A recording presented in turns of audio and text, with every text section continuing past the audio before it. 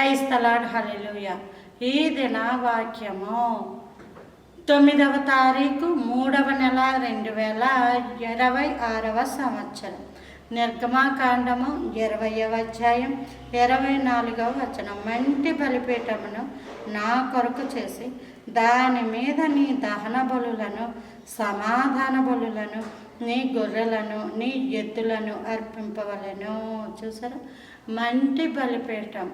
మంటి బలిపీఠం అంటే మట్టితో తయారు చేయబడిన బలిపీఠం. మరి ఈ రోజుల్లో బలిపీఠాలు లేవు కాబట్టి, అంటే ఒక మట్టి తీసుకుని వచ్చి తయారు చేయడం అలాంటి పద్ధతి లేదు కాబట్టి, నీ దేహమే దేవుని ఆలయము అని చెప్పిన ప్రభువారు ఈ దేహము కూడా మట్టితోటే చేయబడింది. కాబట్టి మట్టితో, మట్టి అనగా మనమే ప్రభువారే ఆదాముతో అన్నారు, నీవు మన్నువు గనుక అని అన్నారు. కాబట్టి మట్టి ఎవరు?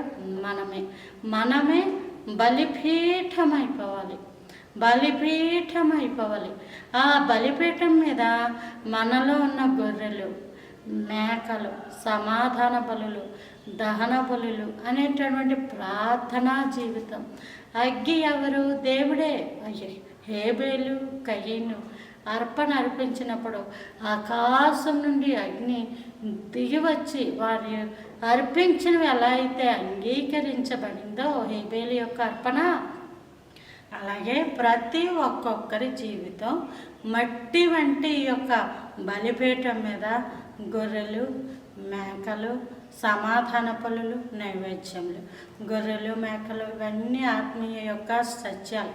మేకలను ఇప్పుడు తీసుకురండి, గొర్రెలను తీసుకురండి అని చెప్పటము లేదు. కానీ మనము దేవుని సన్నిధిలో ఏవైతే దేవునికి వ్యతిరేకంగా ఉన్నాయో అవన్నీ ఈ బలిపీఠం మీదే మన హృదయంలోనే అర్పణ కింద అంగీకరించబడాలి. పరిశుద్ధాత్మ దేవుడు వచ్చి మనల్ని మండించినప్పుడు అర్పణ అర్పించబడుతుంది.